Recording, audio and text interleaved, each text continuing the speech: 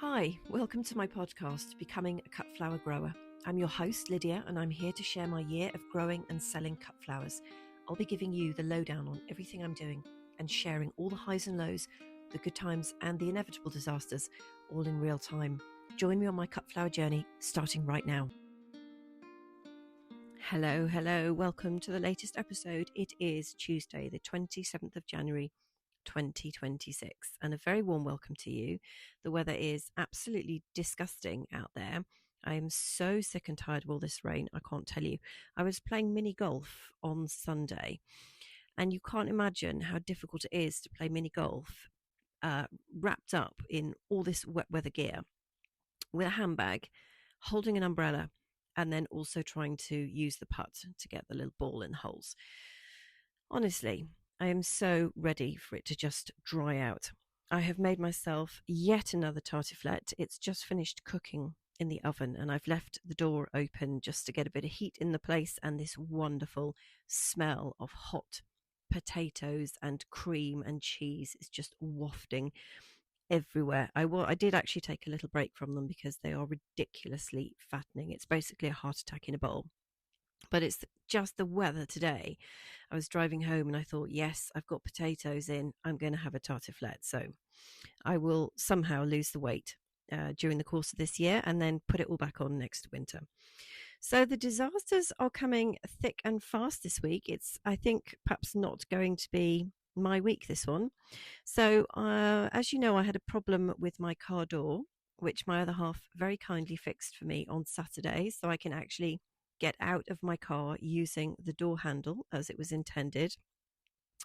And then yesterday I got home after a really long, very hard work, a very tiring day, and I got in the car and shut the door, and the window just completely vanished. It rolled all the way down quite quickly and ended up in the bottom of the door, and it wouldn't go back up again. And we have only just fixed the window from when it broke a couple of months ago. So that is really bad news. And we were due absolutely more apocalyptic rain last night. So I rang him in a bit of a panic. And bless him, he came over, but he couldn't fix it. So my car door is now full of lumps of wood to actually just hold the window up in place until we can work out exactly what has gone wrong and whether it's the cable again or the mechanism. Either way, my patience is with this door is really running out. So I did suggest to him we might have to go down the scrapyard and get yet another door. Now I have two doors already, one spare door, one door on the car, but it looks like door number 3 is going to have my name on it. I've got a bit of a shoulder and elbow injury this week as well, which is really, really irritating. One of those sort of low level aches that you get and just nothing is taking the edge off it. So that's pretty irritating. And it's in my left arm as well, and I'm right-handed, so I'm not sure what I've done. Normally I think back and I realize I've picked something up awkwardly, but I can't think of anything. And the third disaster this week, and we're only on Tuesday, so this is not looking good for the rest of this week, is that I went to investigate my tulips in crates yesterday. Now, if you're a regular listener, you'll know I'm embarking on tulips this year. It's the first time I have grown them as a cut flower. I get them every year, put them in the garden, put them in other people's gardens. I love tulips. And I thought this year, despite all the negativity there is around growing tulips because of the price of the bulbs and all the rest of it, I thought, no, throw caution to the wind, have a bit of a go. So I bought some, not very many at all. And I thought, well, I really don't want to be digging trenches and all this other complicated stuff. I'll just put them in crates. So I lined the crates with chicken wire. I got these crates from a vegetable shop down the road that just has an excess and gives them away for free. I had some compost and I planted them all in these crates, and they looked absolutely beautiful. Labeled them all up properly, wrapped them again in chicken wire, and then, knowing that you have to put them outside because they need the cold, I put them in the field but underneath a big glass table so they can kind of soak up a bit of moisture from the ground, but they're not going to get rained on and wet. And I thought that was quite a cunning plan. Anyway, I went to have a look at them last week, and somebody had been nibbling in one of the crates, and I had a bit of a ferret around, and a couple of the tulips had gone missing. All the other crates were fine. So I thought, okay, somebody's obviously just poked their nose in and maybe it's not that too bad. So I went back yesterday to have a look. And there had been more rummaging in this crate and more tulips had gone. And if you know the price of tulips, you'll know it's just quite a terrifying experience when you find any tulip that has rotted or that's soft or that's gone missing. So I thought, well, I better just have a quick check of the other crates because they look absolutely fine, but while I'm here. So I get the next crate up and I start rummaging and I keep rummaging. And you know those tombolas you used to go to when you're little, like a whole bucket full of shavings and you have to rummage around for a prize? Well, it was like that. Only guess what? There were absolutely no tulips left in this crate whatsoever. And what's more, there was no evidence there had ever been any tulips in there. Not a scrap of any kind of bulb material, no casings, absolutely nothing. And I did actually mention this to my mother yesterday, and she said, "Are you sure you didn't just forget to put the bulbs in there?"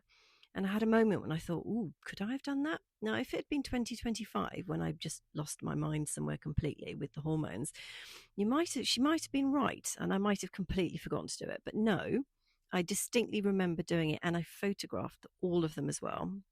This is my tried and tested technique now for anything. If I think I'm going to forget what I've done, I'll just take a photo of it. So no, somebody had actually got into this crate somehow, and what's more, there's no evidence as to how they've actually managed to do that. There was no chewed plastic, no chewed wire. I mean, the compost hadn't even been disturbed, so that makes me think they'd come up from the bottom, but there wasn't a hole in the bottom or anything. Anyway, one entire crate, which represents a third of all of my tulips, have completely vanished. And they would of course turn out to be my apricot parrots and copper image, and I don't think any of those will be still available for sale. So that is me stymied for those next year. Very disappointing, and also a bit of a financial hit as well. Now, I'm not growing hundreds and hundreds, so it's a moderate hit, but it's really a very disappointing start. So I had a bit of a panic with the other crates, and I thought, well, where am I going to put you? And one of them was like a huge crate. So I was literally lugging that around thinking, where am I going to put you? Where am I going to put you? And in the end, it's gone into an old oil barrel that had been sawed in half, that my other half and I were going to make a sort of spontaneous fire pit bonfire thing out of, and we never got around to it. So I've put one crate in there and basically gift wrapped it in chicken wire. So I'm thinking, even if they get through the chicken wire at the top, they're going to get stuck in the barrel, and that's in Kylie's room, so I can keep an eye on that every day.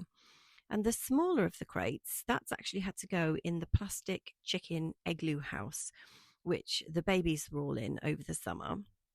And I've just shut the doors and left it in there. And it's a bit of a strange chicken house. It's one of these modern ones that's all plastic, so it's amazing. Like, you can jet wash it and nobody can get inside, and it doesn't rot or anything, and it's dark. So that's the other crate's gone in there, and I just hope to goodness I don't forget that I've put them in there, because it's a really odd place to find anything. And then I had two more giant buckets, and I've put more buckets on top of them, and basically just built like a really weird statue thing, a sort of towering pyramid of plastic items covering these buckets, in the hope of salvaging the rest of my tulips. So yeah, as I say, not the best week at all. Anyway, what I wanted to talk to you about tonight, two things. First thing is articles in newspapers over the weekend about church flowers being not being able to use imports or floral foam in future. So I actually have an article here from the Telegraph, which I get from my mother, and the article was written by a lady called Gabriella Swirling. She is the social and religious affairs editor, and she's talking about how the Church of England, and I quote here, should consider banning foreign flowers in wedding displays as part of its net zero drive. And the whole thing is being driven by the Bishop of Dudley, who is the patron of the Sustainable Church Flowers group. And I read the article. I've read it quite a few times actually, and I thought I want to run it past you. I've seen somebody has put a post on their Instagram about it, asking for their thoughts, and I think I've got some ideas or thoughts rather that I thought I'd share them with you tonight. So, in terms of a ban on floral foam, what do I think about that? Well, I have to say I'm in favour of a ban on floral foam. I absolutely hate the stuff. I used it once to make a funeral arrangement when my auntie passed away, and they were so expensive to get from a florist that I thought, well, I'll just do one myself. So I ordered the foam, and it was really, really nasty to use. It's the first time I'd ever used it, and it was really, really horrible, and it smells disgusting, and it makes your fingers feel all weird, and it was just horrible. So having looked up what floral foam is like, as I have not used it since, it is made from plastic, and it crumbles down into lots of little microplastics that then get absolutely everywhere. So they're into the water systems and the waterways and everything else, and they don't biodegrade. Now, I understand that floral foam can be reused, but I don't know what that's like and how easy that is. Now, I know Richard Bailey uses it for his Dahlia exhibits. In fact, all of the shows use them. So, actually, come to think of it, I must have used it when I went to the Thames Valley Dahlia Society show in September. So, yeah, I did use it. So, Richard lent me his green vases, and they were pre filled with floral foam. And you just had to use like a bamboo cane or something to make the holes for the stems to go in. So I didn't actually have to touch it, they were just in there. And he leaves that year on year. So I'm guessing that there are cases like that for exhibitors where you could just leave the foam in the container. I don't know how many times you can stab the holes in, though. I'll ask him. Mostly, I suspect it's thrown away, but I don't know. So maybe I should check that out before I start saying things like that.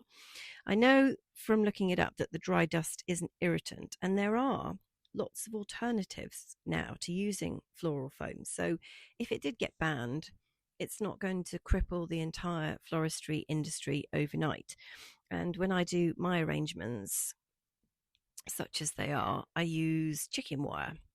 And I have now bought some of that tape that you use when you make like the ball of chicken wire and you scrunch it up and you put it into the container. I always used to find as soon as you put some stems in, the entire structure would fall over. And then I realized that you have to buy this special tape, like little, it's very, very narrow, like sellotape, and it's green or various other colors. And apparently, you use the tape to secure the chicken wire into the container. So we know that the floral foam is not sustainable. Yes, it's convenient. I've no idea how much it costs actually, but I would have thought its costs outweigh any benefits, certainly from an environmental point of view. So I would not oppose any kind of ban if I was in charge of that. But a ban on imported flowers. Now, you might think that as a British grower, I would say definitely let's have a ban on imports. But there's no way we can have a ban on imports for a number of reasons. I mean, I don't think it's practical or reasonable to have a complete ban on imports. There would be a huge market shock and terrible repercussions for florists and consumers. I mean, 80 to 90% of all the flowers in the UK are imported. That is an awful lot. And it would be impossible for British growers at the moment to supply flowers for Valentine's Day or even Mother's Day or Christmas, because we just, there isn't enough British stock around to pick up the slack, certainly in the short to medium term. And some florists would just go bust, I think, actually, as well. So it's really not practical to have an outright ban. But what we really could do with is some kind of help from the government to make imports less attractive. So, I mean, we could have things like grants for new growers to help people get set up, either with infrastructure or with courses or lots of different things that new growers need when they get started. I mean, we could add import taxes on imported flowers, and we could have seasonal import restrictions. So say you could import things from October to April with no tariffs or anything like that. But then during the summer, there would be restrictions on the imports to try and encourage the florists to use British. We could have product origin labelling, but this would have to be for where the flowers actually grown, not just where they're imported from or where they've been collated together, like in the Netherlands or in Holland, because they've come from Africa and they come into certain countries, like third countries. So we couldn't just say, oh, yes, well, they're from Holland. The labelling would have to be from where the plant has either spent most of its life or, well, yeah, no, that would probably be the only way of doing it. Or we could have import restrictions linked to pesticide use or labour standards, something like that. But you see, the problem with all of these things is that we're fully globalized now. Like we're used to imports of absolutely everything. We import all sorts of items which aren't necessarily ethnically made, which have traveled all around the world, that could have been made in sweatshops or places with terrible health and safety records. And we are just completely used to buying things at the touch of a button. So what would it look like if all of these restrictions started to come in and we're just not, I don't know, we're just not minded in that way anymore? And I also think it's backwards trying to ban something before there is a viable alternative. It just gets people's backs up and it makes things more expensive for end users. I mean, you remember years ago when this peat-free compost ban came in, and that was really difficult for people, lots and lots of people who have used peat compost, who've just gone down the garden centres or B&Q or wherever and bought compost and it had peat in it. And we've used it for such a long time that you just know instinctively what you're going to get. And then all of a sudden, retail customers weren't allowed to buy compost with peat in it. And the market just sort of switched off overnight. And we all ended up buying things which were of wildly variable quality. And most of it was absolutely rubbish. Absolutely rubbish. I'm all for peat-free compost. Like, don't get me wrong. Don't even get me started on putting peat into compost. Like, it's terrible for the environment, and there are all sorts of reasons why we shouldn't be using it. But to stop people using it overnight without viable alternatives being set up was really, really tough for people like me who use it regularly. And what I thought was very unfair was that growers were allowed to carry on using compost with peat in it. And so it felt like one sector of the market was just being penalised, when if it's going to be banned, it needs to be banned for everybody. And also, we didn't stop growers who were bringing in plants from overseas that was still in compost with peat in it. So that also was just, it just felt very unfair in the market. And so I think it would be very unfair for florists if we start banning a product that they use through no fault of their own without having a viable alternative in place that works for them. And now, I do think it would be a good idea for growers to make contact with their local churches and offering flowers to them. It's definitely something that I will be doing this year, so you can hold me to that. But again, most of us aren't going to be able to help in the winter because we just haven't got the product.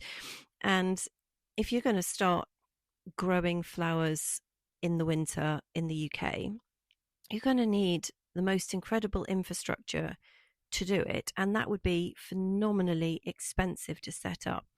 And I can't think that it would make sense for a business to do that without help from the government, because it would just be wildly expensive to get all the heating and the lighting and everything in place. It's bad enough just lighting your own home and heating your own home these days, never mind a greenhouse full of plants. And then there would be a whole load of questions about how sustainable that is, unless you were on entirely renewable fuels to power something like that. So there's no simple answer to this, but I think ultimately we have to try somehow to tip the scales in favour of British growers without ruining the lives of florists and upsetting everybody. And I do think labelling would be a great place to start. And also the supermarkets would also be a great place to start, because they, of course, fill their shop entrances with all these beautiful buckets of flowers that cost virtually nothing. Nobody can produce anything that cheaply. And it's like obviously a huge loss leader for them, but it does the rest of us growers a huge disservice. So we ought to do something about that.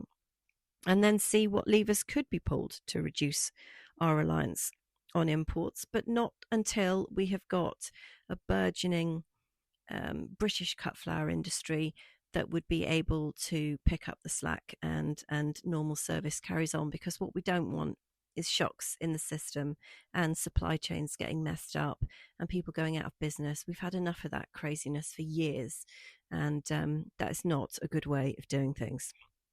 So that's my thoughts on that. And maybe you saw an article like that in the papers or online over the weekend, and I'd love to know what you think about the proposed ban of imports and floral foam in churches.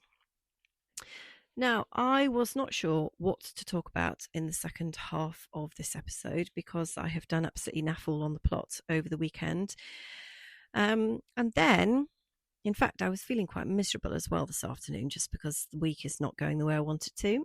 And then I had a message from a new listener on my Instagram asking me about, she's a new grower and she's a little bit nervous about contacting florists, and she basically wanted to know what previous episodes I have talked about this, about where to sell your flowers to. And I will have to trawl back through my notebooks and find the answers to that, and I will send her a message replying. So I hope she doesn't mind me talking about this question, a brilliant question, this evening, because I thought, well, while I'm thinking about it, excuse me, I'm just going to share it with you. So if you're a new grower, or you're thinking about growing cut flowers, and you're thinking about selling to florists, and it frightens the life out of you, then I hear you, because I spent all of 2024 when I had the trial beds, and all of 2025 being absolutely terrified of florists. I have referred to them as unicorns on some of my previous podcast episodes, because they're very special and we all want them, but they are like hen's teeth to get hold of. And my first thing that I would say in answer to this whole question really is that florists are not your only route to selling. Now, I say that as somebody whose primary business goal is selling wholesale to wedding and event florists. So that is what I decided to do for a variety of reasons. I wanted to sell wholesale because mostly because I was too frightened to sell retail, if I'm completely honest with you. The thought of actually taking a product out there to lots of people was just like way too much for me. And this was the time actually before I was on my HRT, when just even getting out the front door was a bit of a mission. Nowadays, I'm drugged up to the eyeballs, so I'm feeling a lot more gung-ho about stuff. So if it sounds like I'm knocking florists here, I'm absolutely not, because for me, they are the ultimate goal for success in my business. And I spend all of my time thinking, how can I do this better for florists? So let me start by saying I sell predominantly wholesale to wedding and event florists, but I'm saying to you, they are not your only route to selling your flowers. You could sell them yourself at local markets, farmers markets. You could put a stand on your field. You could sell into local shops or cafes or farm shops. You could do a subscription service. You could sell them directly from your website, from your Instagram, from a Facebook account. You could just do your own arrangements. Like, you could just bypass florists entirely. Now, this is hugely controversial, and hopefully none of them will come and beat me up, but you can, it is possible to do it yourself. Like, I'm totally in awe of florists. I just think the magic of what they do. I remember last year handing over just buckets of stems to my fantastic wedding and event florist, and then I would see the photos on Instagram of what she'd done with the stems, And I cried. I cried nearly every time because it was like seeing my little babies out in the world at somebody's wedding, which just blows my mind. But the skill that she has, that I see on Instagram, is phenomenal. And I'm like, wow, how on earth did you manage to do that? So they are incredibly skilled, well trained, well experienced. They know everything. They know how to do everything, all the mechanics, all the clever stuff, and then all the design and the color schemes and absolutely everything. They are remarkable. And I wish I had like a tenth of the skill that my florist has. But I also see lots of other growers putting together bunches of flowers which are really gorgeous. Yeah, it's not a bridal bouquet, it's not a £60 bouquet. It's a beautiful bunch of local grown flowers, beautiful in their own right. So there is nothing wrong with you putting together bunches, bouquets, however you want to say it, and selling them yourself. You could go on a training course as well. I mean, everybody's doing courses nowadays. When I was a youngster, you had to go to college. It was like a big thing. And then when I was a young adult, you had to go to night school and do it. And it would take years, absolutely years. Nowadays, there are lots and lots of places that you can learn. So if you wanted to and you've got the money, you could go on a course and learn how to do it. Now, yes, you're not going to get years of experience, but you will learn the basics and you practice like mad and you keep going. And eventually you will be able to do fantastic things. Now, you could offer to do other people's children's weddings as well. Depends how confident you feel about doing that. And you could become a home florist if you wanted to do, if you feel comfortable doing arrangements and you can get yourself out and about, do arrangements that go into people's houses. There are people who have florists come and do an arrangement in their house every week, multiple arrangements. It is a thing being a home florist. So you could do that as well. So you don't need to think like, oh, I'm going to take over my florist and I'm going to compete with them, because they are off doing their own thing. They're not going to be worrying about what you are up to. You can go and do your own thing. But if you do want to sell to florists, like me, you've got to sell what they want, which sounds really obvious, but I still have this instinct to just grab seed packets and sow them and grow them and then think, oh, I wonder why the florist didn't want that. They're really pretty. They want what they want for the events that they've got planned for the clients that they know are coming. They're not going to want random stuff that you just think, oh, that's really pretty, I'll grow that. It has to have a purpose. And if you look at enough florists' Instagram pages, you can see the flowers that they gravitate towards, the ones that have the structure, the ones that hold the whole thing together, the ones that are absolute no-brainers, fail-safe flowers. So the further you deviate from what they are doing, the harder it is you will find to sell those stems in. You have to price to attract them and to maintain them. That's a whole other world of pricing. I don't think we're even going to touch on that now because it's just enormous. And you've got to match your offering to what they need. And you've got to have enough stems to meet their needs. And don't forget foliage, because they always need foliage. They have to get it from somewhere. Could be from you. Now, the whole thing about matching your offering to what they need is, it sounds really simple for me to say, and I have to say I have not cracked this. I am not speaking from a place where I have a regular 30 florists that come and buy from me every week. Not at all. I literally crawled through the mud on my hands and knees in 2025, or through the dust because it was bone dry everywhere, trying to grapple with how am I going to sell to more florists. And I spent the whole year frightened to death of them, but I did learn the following things about them. They are human, just like you and me. They are very busy people. They're mostly female, and they have kids and family and homes and pets and a studio to run, all of which means they've got an absolute ton on their plate.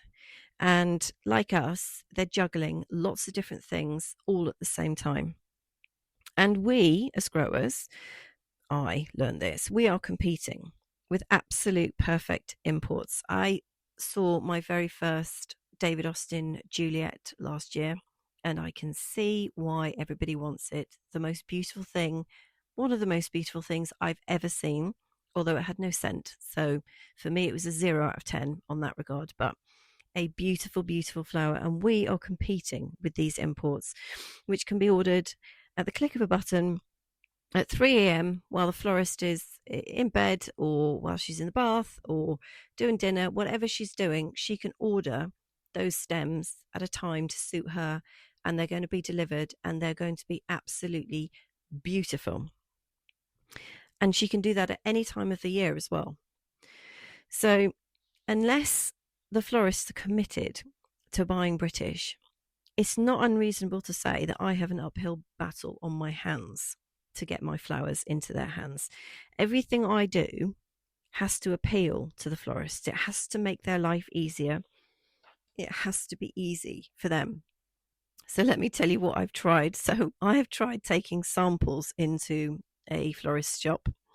But I did make a terrible mistake. Well, I made a couple of mistakes, actually. I didn't actually have buckets in those days, so I actually carried them in rolls of newspaper. And as I unrolled the newspaper, all these petals fell off, like the flowers. I hadn't picked them at the right time, and the blooms actually just shattered. So that was mortifying.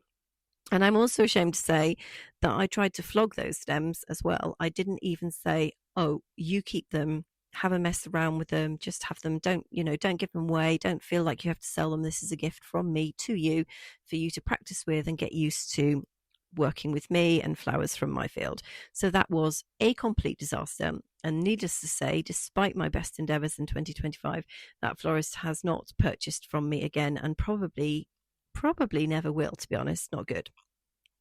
I have tried emailing them. So one never ever got back to me at all, and another one replied but then never came to the plot. So could have been my technique, could have been that they were just busy. Everybody's busy, right? So I get it, but I did make a number of pretty horrific mistakes, really, now I look back at it. And the reason I ended up working with my wedding event florist was that she was introduced to me by a mutual friend. And that is how that connection was made. She's super committed to British flowers. She was very much open to working with a new grower. And she came round to the field and had a look and was like, yeah, let's do this. So she was just, well, she is an incredibly positive, wonderful, wonderful woman. And I'm absolutely indebted to her. So let me tell you what did work, seeing as I told you what I managed to mess up last year. Word of mouth. Word of mouth is absolutely crucial. I can't underestimate this. They actually talk to each other, like these florists. They work together. I had no idea they do this. They help each other with their own events. It's extraordinary. I would have thought that the competition element would stop that from happening. But then I didn't think about where they would hire people to help them from, because one person clearly can't do an enormous setup in a country house hotel by themselves. So they freelance themselves out, and they hire each other, and they work together, and they talk. So word gets out. And eventually, by the end of the year, I had half a dozen florists that came to the field to buy from me because they'd been referred from other people. Now, I tried my very hardest last year to be as professional as possible. My disastrous taking samples into the florist shop was 2024, actually. So last year, I tried to be as professional as I possibly could. I made quotes that when I was sending out pricing or availability lists, I would put the stem length on. I would put loads of detail, like the colors and whether it was a single stem or a multi-bloom stem, or how many I thought I'd have. Like, I packed loads of detail on there. I put my logo on there. I typed everything up and sent it as PDFs. I tried to look as professional as I possibly could. And I was also ready when the florist came to collect. So I would get up early, I would get on the site, I would cut everything, I'd put it in buckets, and I'd have the buckets ready to collect. Now, what I used to do, and I'll probably carry on doing this, is I used to leave the buckets up at the top by the feed room, by Kylie's room, in order to lure my wedding and event florist onto the field, so that I could then say, come and see what I've got growing, what's going to be ready next week, next month. So I was trying to, lure her in with that. Otherwise, I would put the buckets down at the bottom of the field where she could just pick them up and put them in her van and take them away. But I wanted her to be on the plot. I wanted to build a relationship with her and to show her what I've got. Now, I used to reply, I still do, I reply quickly to messages. I have a very bad habit of reading a message when I'm doing something, and then I'm doing something else, and I think I'll reply to that later, and I forget. But I have to say, most of my florist orders came through WhatsApp, so excuse me, I could keep them and spot them. Things just tend to get I missed in my Instagram. I used to help out with last minute requests. So even if I was going to be massively inconvenienced, I thought in my first proper year of growing, I can't say no to anybody. So I remember being in the car. I think my other half and I went down to the south coast for the day, and I was getting all these messages from a florist like, can you do this? Can you do this? And I need this and I need this. And I just like, yep, it's fine.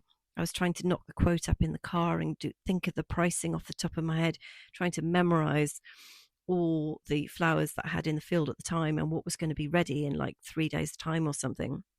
And I thought, I can't say no to this, like, because it's sod's law that when you have a day out and you go and do something for yourself, then everything just falls over at work. So I thought, I can't drop the ball on this. So I said yes to last minute requests. And last year I did put a few extra stems in with the orders, not like loads. And I think this year I will be a little bit more relaxed about it. I was quite hung up in 2025 about being super professional and like, this is what you've ordered and this is what I've given you. And I suppose I was also always waiting for the next phone call for somebody to say, oh, can I have some of these? And I was like, I can't give away too much product because somebody else might want it. And the reality was that didn't happen. So I'm going to be cutting twice a week in 2026. So if the florist is there and I'm cutting and I haven't sold them, she can take some of those if she wants, because otherwise they're going to be given away to friends or they're going to be composted. So we've got a slightly ruthless plan this year for how often I'm cutting.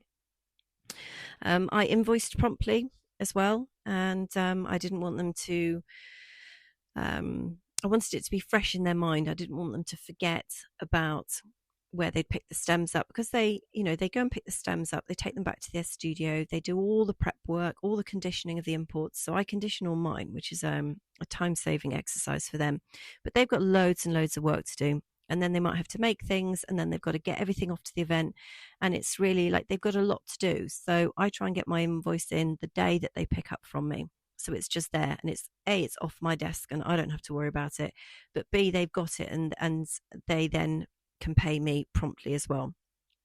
I also used to send photos showing what the flowers were looking like at that point in time, just to kind of keep them in the loop about what's going on, because flowers do funny things. They change colour in the weather and all sorts of things happen. So I thought, well, I'll keep them in the loop. They can get an alternative if they don't like it. Like, I didn't want them to be in a position of turning up, looking at the buckets and going, oh my goodness, I don't like that color. That's not right. It's not going to work. So I thought, give them as much information as possible in advance. And if they don't like what I've got, fine. They've got time to go down the wholesalers and get something that works better for them. I tried to be as consistent as possible. So I would do what I said I was going to do, and we would have the same routine every time. You kind of get into a flow of cut on Wednesday, pick up on Thursday, just doing the same thing all of the time, so that they know they can trust me. They know what they're getting. Like, I'm always there when they come up to the field, not anybody else. Not that there's anything wrong with having anybody else there, because there isn't going to be anyone else for there. It is only me. But I wanted to, I think there was only one exception when I had to leave a bucket of foliage outside the gates for someone to pick up. But that's because I was not around and I couldn't physically be there. Otherwise, I would have done. And just basically doing whatever I said I was going to do. And hopefully that instilled in the florist that bought from me that this is somebody that I can rely on, that's going to supply me with what I need, and she's somebody that I want to go and do repeat business with. So To conclude all of this, don't be nervous about dealing with florists. They're human beings just like you and me, and they're trying to run a business just like you and me. So I will be trying to offer them what they want in the easiest possible way. And don't give up or lose hope if one of them never gets back to you, or if more than one of them doesn't get back to you, or one of them isn't nice to you. Not everybody's nice. Like, some people are just downright mean, and you just want to swerve them. And just don't be nervous about them. But I have spent a lot of time putting myself in their shoes and thinking, if I was a florist, what would be important to me? How would I react if somebody tries to sell me something that I don't necessarily know that I want or need? What would convince me to take the leap if my reputation depended on the outcome? Because let's face it, these are the guys who have to turn up at a wedding or other significant event and put on this incredible show. And their entire reputation and business depends on the quality of the flowers and, of course, the quality of their work.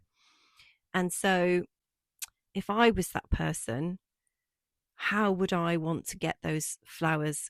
What would be important to me? And of course, it's the quality and the pricing and the reliability and all these other things. And then you factor in how busy they are.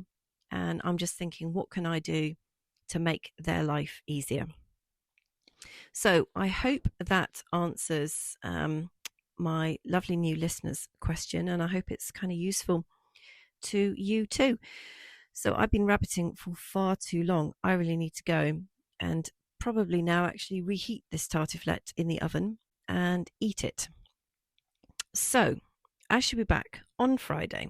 As normal, I shall be continuing my plant profile series, which I hope you've been enjoying. And we are due a dry day tomorrow, which is amazing.